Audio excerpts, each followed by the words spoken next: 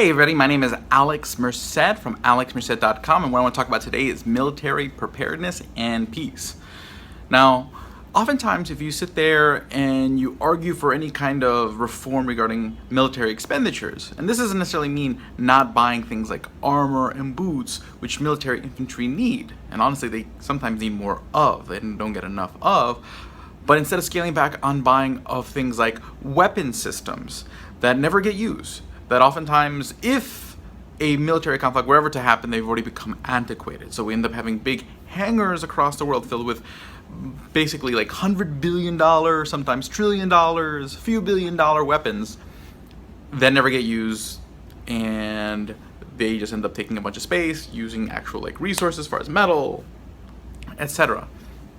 Or oftentimes when you have a hard time getting the approval to buy even more of these weapons that aren't necessary, and again I'm saying these particular weapon systems aren't necessary, and the GAO does have a report where they identify a lot of these kinds of expenditures. What happens is that we end up giving foreign aid to many other countries, but really what happens is that foreign aid isn't used necessarily to help the people of that nation. Instead, it's used to give oftentimes dictators and oppressive regimes the ability to buy more weapons from our weapons manufacturers, because sometimes it's just hard to get the authorization to spend more directly, so they do it indirectly through foreign aid. And when you call them out on this, they say, well, it's for military preparedness. Basically, we need to make sure that our weapons manufacturers are always building weapons, because in the day that we finally do need them to build weapons, they won't be able to. But think about the trillions of dollars of resources that have just gone down the drain. Imagine the weapons that have flooded different regions around the world because of that aid money spent to buy weapons that makes it easier for conflicts to erupt across the world. It makes the world less safe. It makes us less safe.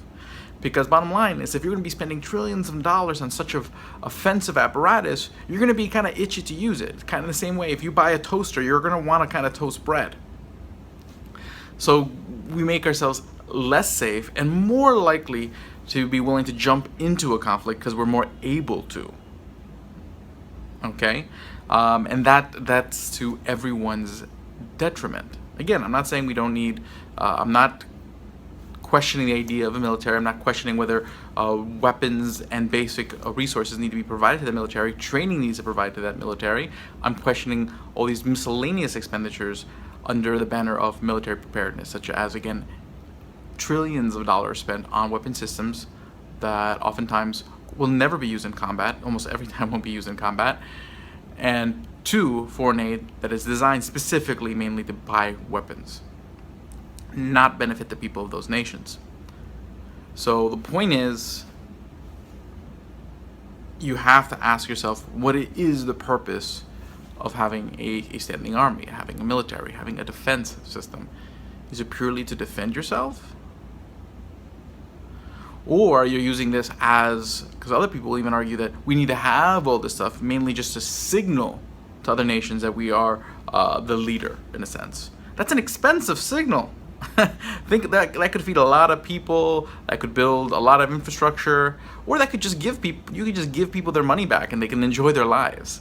So there's a lot to call into question here, because if leadership, if that virtue signaling costs that much money, is it worth it? And oftentimes, does leadership necessarily make you more safe? Analogy I like to use is boxing. Okay, if you are the heavyweight champ, that doesn't necessarily mean you have less challengers. People aren't going to go, oh, he's a heavyweight champ, don't mess with him. No, everyone's going to want to challenge you. You're going to be less safe because everyone wants to get in the ring with you, because everyone wants to be the top dog. So the minute you become number one, everyone's gunning for you. So there's a trade-off. There is a trade-off between leadership and safety. So the leadership does the opposite of bring safety. So the question is, what's more important? Virtue signaling, very, very expensive virtue signaling, so you can claim to be a global leader, or the safety of individuals and the resources that individuals need to live their lives, feed their kids, survive. I'll let you decide what you think on that question. But if you enjoyed this video, please share it, subscribe to the YouTube channel, like me on Facebook, also subscribe to my podcast, the Alex Merced Cast. Have a great day and enjoy.